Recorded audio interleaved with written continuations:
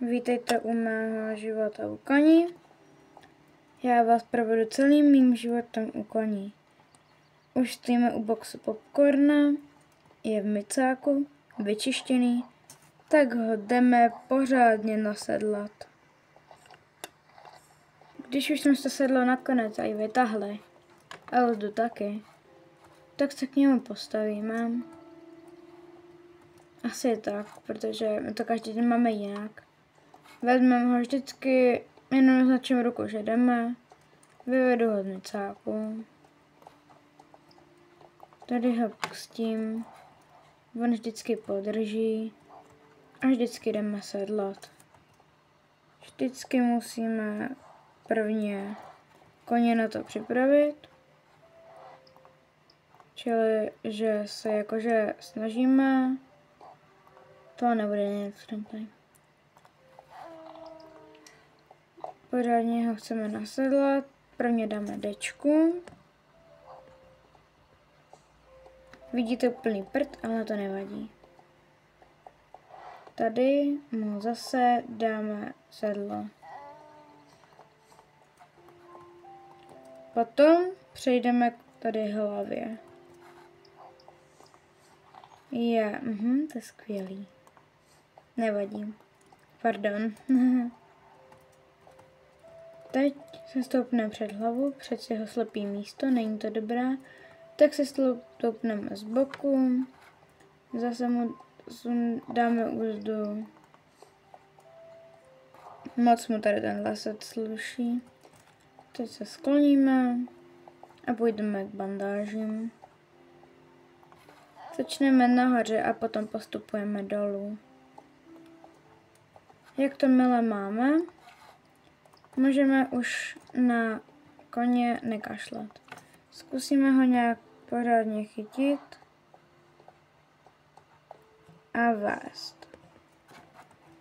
Tentokrát koně už nenaznačím, ale rovnou naznačím, že jdeme. Tak ho vezmu vždy ven a ozvu se vám u přepraváku. Tak a než ho strčíme do přepraváku, tak ho prvně odstrojíme. Vždycky drží. Takže my to děláme vždycky tak. Odstrojíme. Tak. Neboj se, nebuď neklidný. Sundáme sedlo. Neboj, za chvíli to budeš mít ze zad. Když to má sundané, je moc pěkně udělaný, tak ho potom navedeme do boxu. Typkyně. Dobře, já trošku dost dupala, ale vždycky koně navedem, přivážem a jdeme. Vždycky nechávám aspoň centimetr tak. Pak to zaklapnem a jdem. Trošičku se tady musíme proplížit. A stoupnout si a je. Vždycky, když je umožněno, tak svého koně otočím a jdu.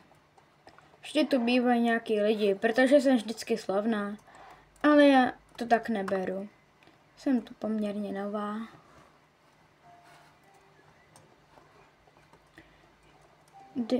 Koni neboj, to bude dobré. Stěhujem se, no jo. Neboj. Pro tebe nové prostředí a pro mě taky. Neboj, nejsi sám.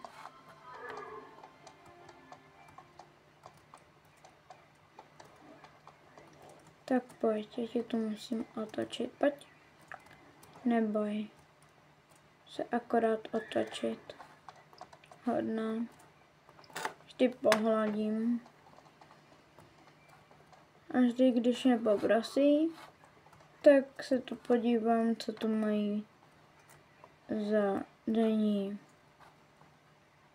události a co mám udělat. Tak si ty úkoly vezmu, než tam byl poslední, abych koňům dala jídlo. Můj kůň stal v boxe, kam jsem to měla postavit. Tak jsem tam šla. Tak, tady je tvoje seno. Tady máš seno, koni. Teda popcorna. Mám tě moc ráda. Potom, ahoj Mustangu, komu patříš? Nevím, ale jsi moc pěkný kůň. Jo. Ahoj, ty jsi taky moc pěkný poníček. No to bych taky dokázala jezdit a možná líp než na svém. Měli jídlo, tak jsem potom se šla poptat, co mám dělat dál. Když jsem tak šla, tak jsem se je šla zeptat. Jmenovala se Jana. Tak jsem se s ní popovídala, řekla, že teď mám mít jezdit. Tak jsem se otočila a šla jsem si nasedlat koně. Tak jsem přišla ke svému koni a tak jsem ho nasedlala. A nasedla jsem na něj. Tak jsem poslechla povel a šla jsem trénovat. No jo, koni, ale to teď budeme dělat. Ale klusat asi ještě nebudeme, víš co, miluji tě. Nechci se ani zranit nějak. A ani nevím, jestli jsme měli sem se stěhovat, tady to bude těžší. Pro nás oba. Nemusíš se bát. Hele, asi začne kavaletama. Zeptáme se tady té paní. Ptala jsem se paní, která se divně jmenovala. Ale hodně divně. Jmenovala se Tan. Tak jsem jí poprosila o to, co mám teď dělat. Tak jsem mi povídala o příběhu, co se mi stalo. Ona řekla, že začnu kavaletama a kavalety dneska budou tlačit. Tak jsem šla ke svému koni. Tam jsem viděla nějakou paní podivnou. Tak jsem jí zamávala. Nebo spíš řekla ahoj. Ona nic. Na svém širovi na mě vyskočila. Tak můj koň se taky jakože zvednul. Tak jsme šli začít s kavaletama. A proč ne začít s kavaletama, že ano? Kavalety jsou dobrá volba. A na paní nám to vybrala hodně dobré. Tak jsme šli začít s kavaletama. A kavalety jsem si nachystala. Kavalety mi holta za holka zrušila. Ale my jsme chtěli začít s kavaletama. Tak jsme kavalety začali a začali rozpracovávat. Tak jsme kavalety obklusali a doufali jsme, že nám to zase neudělá. Tak kavalety řekla, že kavalety jsou kavalety, že jsou pro začátečníky. Tak jsme zkusili pár nových skoků, které jsme ještě jak živ neviděli, nedělali. Kéž by nás na tohle někdo Bůh připravil. Dalo se vidět, že ta holka je šťastná. Tak jsem taky chtěla být šťastná, ale zkazili jsme to. A ona řekla, že kavalety jsou dobrá volba. Tak můj kůň řekl to samé. Tak jsme šli zase obklusávat. A ona někam utíkala. Tak jsem byla zvědavá, chtěla jsem jít za ní, ale nevím, jestli by to byla dobrá volba.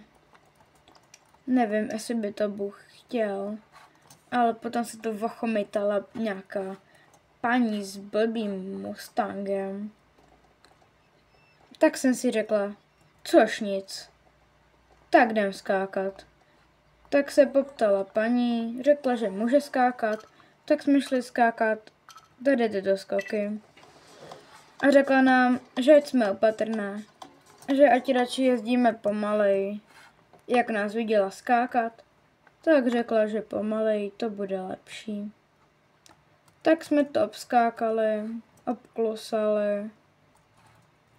Trošku jsme i zacválali zase. A schodili jsme jenom jednu překážku. Tak jsme si prostě vybrali takovou překážku, jakou nám patří. Prostě schozená. A to nevadí. Jdem do příběhu. Koni, to nevadí. Hele, skočili jsme to je fajn. Tak jsme to dali. Super. To bylo dobré. Tak lidi, tady náš příběh končí pro dnešek. Cus, bus, autobus.